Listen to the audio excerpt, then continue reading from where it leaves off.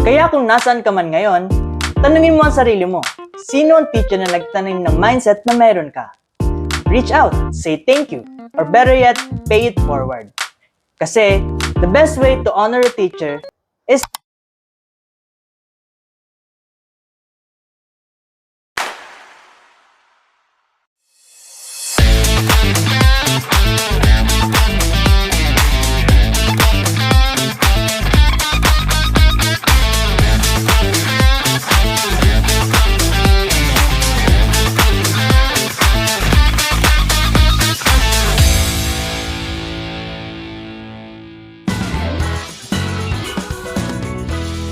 Magandang araw mga kanegosyo! Welcome sa online show na hindi lang pangkita, pangkaalaman din. Ito ang Startup Now na, Usapang Payaman, Online Tambayan.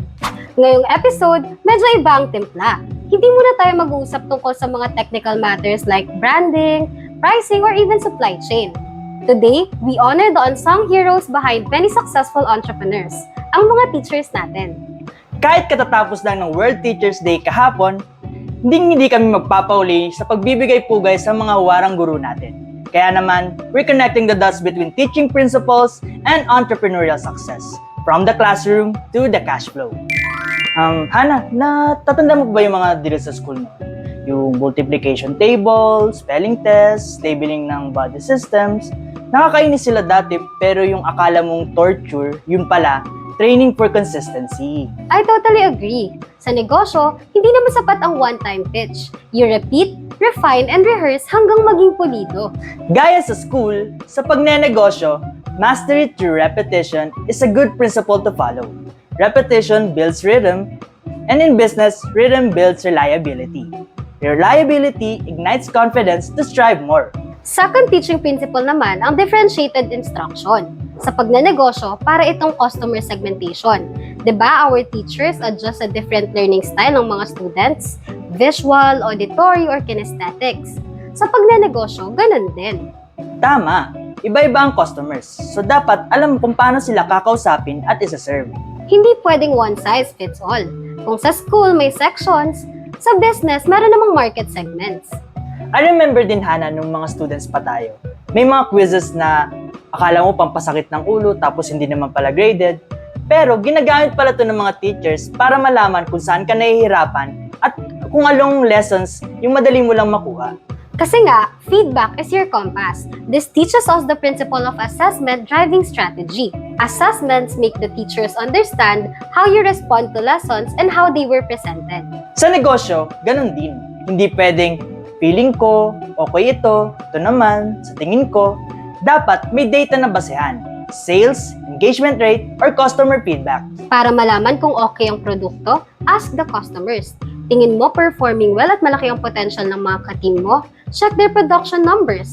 Ito ang version ng quizzes sa mundo ng business. Yes, and these quizzes or assessments are not just about knowing where you are. It is about knowing where to go next. Another principle that entrepreneurs may apply to their ventures, clear outcomes and clear objectives. Ang mga teachers natin laging may lesson plan, diba? You would often hear them say sa start ng klase na, at the end of this class, you students should be able to or that. Ganun ka-specific. Sa negosyo, dapat ganun din. Dapat alam mo kung ano ang clear objective. Mahirapan kang maintindihan kung ano ang final outcome na hangad mo. Paano mo malalaman na successful ka? Kung hindi mo alam ang layunin sa isang part ng operation, paano mo malalaman na nagagawa ito ng maayos? Para kang naglalakad ng walang direksyon.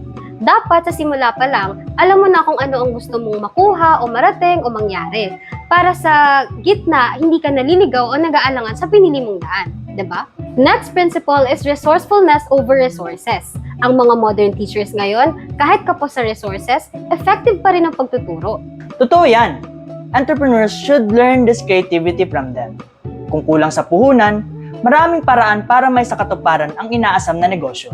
Right? If our teachers can use Manila paper and pens in teaching, dapat yung mga aspiring business people, they can make use of limited tools as well. Our next principle to share, communication is leadership. Teachers are master communicators. Kaya nilang i-explain ng complex topics sa simpleng paraan. Sa business, kailangan mo rin ito, lalo na sa pitching, team management, at customer relations. Kung hindi ka marunong mag-communicate, mahirap mag-lead.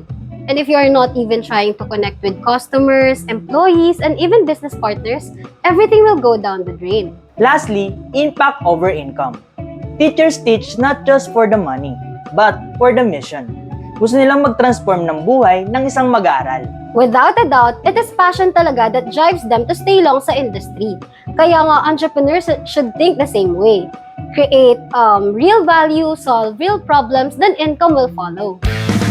So today, we honor the unsung entrepreneurs, our teachers. Hindi man sila nagtatayo ng negosyo, araw-araw naman sila nag-i-invest sa utak, puso at kinabukasan ng bawat estudyante. They taught us how to think, how to lead, and how to rise after failure.